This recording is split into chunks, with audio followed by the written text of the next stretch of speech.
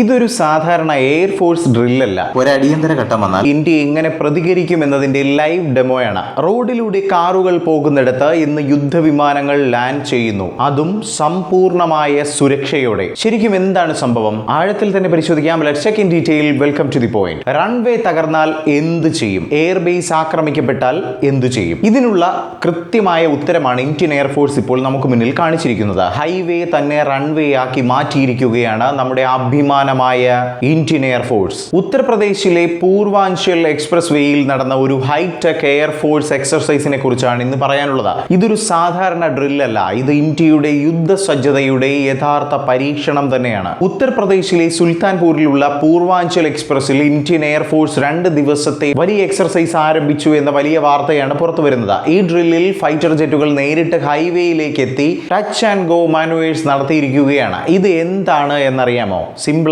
തന്നെ പറഞ്ഞുതരാം. വിമാനം റൺവേയിൽ ടച്ച് ചെയ്ത് പൂർണ്ണമായി നിർത്താതെ വീണ്ടും പറന്നു പൊങ്ങുന്നു. ഇത് യുദ്ധസമയ പരിശീലനത്തിന്റെ ഏറ്റവും പ്രധാനമായ ഒരു ഭാഗം തന്നെയാണ്. എന്തായാലും നമ്മുടെ ഇന്ത്യ രണ്ടും കൽപ്പിച്ച് തന്നെയാണ് വലിയ വലിയ ഡ്രില്ലുകളൊക്കെയാണ് ഓരോ ദിവസവും നടത്തിക്കൊണ്ടിരിക്കുന്നത്. ഈ എക്സർസൈസ് നടക്കുന്നത് അർവാൽ കിരി കർവത്ത് എമർജൻസി എയർ സ്ട്രിപ്പിലാണ്. ഇവിടെ താൽക്കാലികമായി എയർ ട്രാഫിക് കൺട്രോൾ സംവിധാനവും ഒരുക്കി എന്നതാണ് നമുക്ക് മനസ്സിലാവുന്ന വിവരം. അതായത് ഒരു സാധാരണ ഹൈവേ, അതായത് നമ്മുടെ റോഡിനെ കുറിച്ച് തന്നെയാണ് പറയുന്നത്. സാധാരണ ഒരു ഹൈവേ പൂർണ്ണമായും ഒരു എയർ ബേസ് ആക്കി മാറ്റിയിരിക്കുകയാണ്. സുരക്ഷ ശക്തമാക്കിയിരിക്കുകയാണ്. ജനങ്ങളോട് അകലത്തിൽ നിൽക്കാനും നിർദ്ദേശം നൽകിയിരിക്കുകയാണ്. എങ്കിലും നാട്ടുകാർക്ക് ഇതൊരു വമ്പൻ അനുഭവമായി. കാരണം ഫൈറ്റർ ജെറ്റുകൾ അടുത്തു നിന്ന് കാണാനുള്ള ഒരു അവസരമായാണ് നാട്ടുകാർ ഇതിനെ കണ്ടത്. സുരക്ഷയുടെ ഭാഗമായി 12 കിലോമീറ്റർ നീളമുള്ള റോഡിന്റെ ഭാഗം മെയ് 1 വരെ അടച്ചിരിക്കുകയാണെന്നുള്ള വാർത്തയാണ് പുറത്തേക്ക് വരുന്നത്. മെയ് 2 മുതൽ ഗതാഗതം പുനരാരംഭിക്കുകയും ചെയ്യും. ഇത് ആദ്യമായല്ല ഇവിടെ സംഭവിക്കുന്നത്. 2023 ജൂണിൽ സുഖോയ് മിറാഷ് വിമാനങ്ങൾ ഇവിടെ തന്നെ ടച്ച് ആൻഡ് ഗോ നടത്തിയിരുന്നു. 2021 ഉദ്ഘാടന സമയത്ത് പ്രധാനമന്ത്രി നരേന്ദ്രമോദി പങ്കെടുത്തപ്പോൾ ഫൈറ്റർ ജെറ്റുകളും ഹെർക്കുലീസ് ട്രാൻസ്പോർട്ട് വിമാനവും ഇവിടെ ലാൻഡ് ചെയ്തിരുന്നു.